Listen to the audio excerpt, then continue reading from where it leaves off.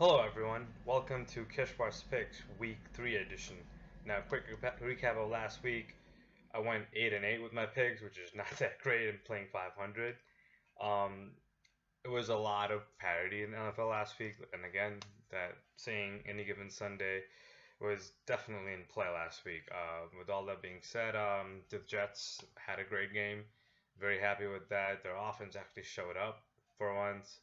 500 yards on offense, well, almost. That's a good sign. Fitzpatrick was chucking the ball down the field.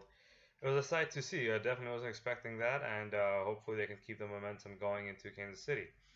With that being said, let's jump into Week 3 picks. And the first game we have is Houston Texans at New England Patriots. Now, if there is a day that New England will lose, or at least 90% chance they will lose, it's this Thursday night. J.J. Watt and company is going to go up against Jacoby Brissett, a fourth rounder from this year's draft.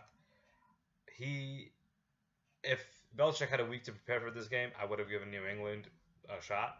But because short week, tough defense to go up against, I don't think Belichick can pull all his tricks this week. So New England will lose this week. Texans over Patriots Thursday night. Moving on to Sunday's games, we have the Arizona Cardinals traveling to Buffalo Bills. The Bills look like they're about to implode internally. Rex Ryan is going to lose his job within the next couple of weeks. He cannot coach this team. He chose Greg Roman as a scapegoat last week and fired him after the Jet game.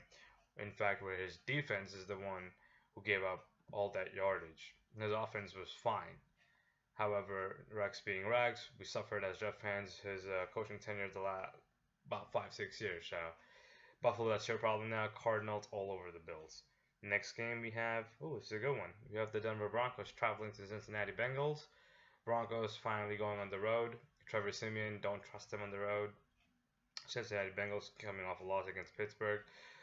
This is their season home opener at Paul Brown Stadium. They should be able to bounce back from last week's loss and take care of the Broncos. Broncos will lose to Bengals.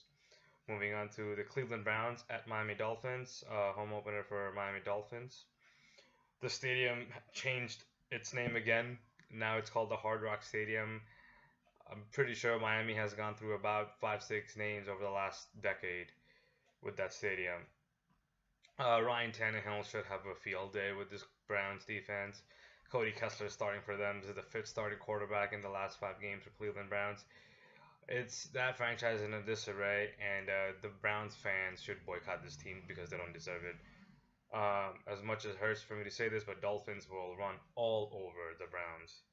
Moving on to the Detroit Lions and Green Bay Packers. Aaron Rodgers didn't have a great game last week against the Vikings. I expect them to bounce back. Detroit offense looked great week 1, but then last week Tennessee held them in check, and I don't think they can go into Lambeau again. Home opener for Green Bay. They can go into Lambeau and get the job done. I pick Green Bay to win at home going into their bye week. Next game, we have the Oakland Raiders traveling to Tennessee Titans. It's not a bad matchup. It can go either way, but I'm going to pick the better quarterback in this matchup, which is Derek Carr. I think he can lead the Raiders to victory, especially after last week's debacle. Raiders defense needs to show up. Khalil Mack has been absent the last 2 weeks. He needs to show up in Tennessee and play. Mariota and company haven't been that bad themselves. However, I don't think they just have enough pieces to pull out this win. Raiders over the Titans. Next game, we have the Minnesota Vikings at Carolina Panthers. Aiden Peterson is out for the game, and Sam Bradford cannot really carry this team on the road against a legit defense. Carolina offense was amazing last week. Granted, it was against San Francisco 49ers. However, Cam Newton was just simply playing out of his mind last week, and I picked Carolina to win and continue what they did last week. Then we have the Washington Redskins and New York Giants. The Redskins are off to a very disappointing start. I wasn't expecting Kirk Cousins and a company to go 0-2. They're traveling to MetLife Stadium to take on the 2-0 New York Giants. I think they finally got off their slump and pulled this one out somehow. Extremely eager to watch Josh Norman versus Odell Beckham after last year's debacle. So that should be a matchup for everyone to watch. I'm picking Redskins over the Giants. Next game we have the Baltimore Ravens at Jacksonville Jaguars. Jaguars, all that hoopla before the season started about them being a playoff team, they haven't showed up week 1 or 2. I think this week they can finally pull it together and take the Ravens out.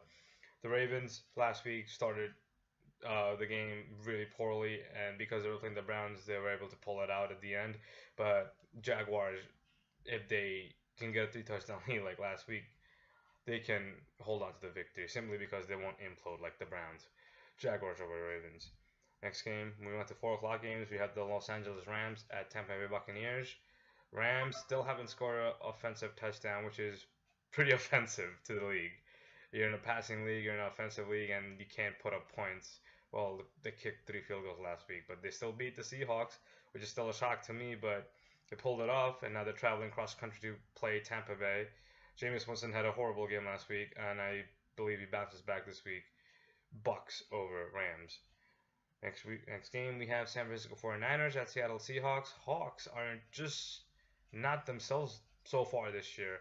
I don't know what's going on with them. Their offense seems to be in a disarray. They need to get it together. Maybe the line play is really bothering Russell Wilson to do his the usual play that he pulls out every week. I think his his ankle is still hurt from week 1. But I think they can beat the 49ers at home. Seahawk bounces back this week. Next game we have San Diego Chargers at Indianapolis Colts. Surprisingly, Andrew Luck is 0-2, and the Colts defense is just atrocious. They actually have no one playing on that defense, and it's disappointing because Andrew Luck doesn't deserve that. He deserves a much better team around him. Philip Rivers looked unstoppable last week. When he's on, he's hard to stop. And the Chargers not only lost Keenan Allen week 1, now they lost Danny Woodhead. I don't know if they can replace both of them quickly enough, so I'm picking them to lose this week. Colts over Chargers. Colts finally get a win.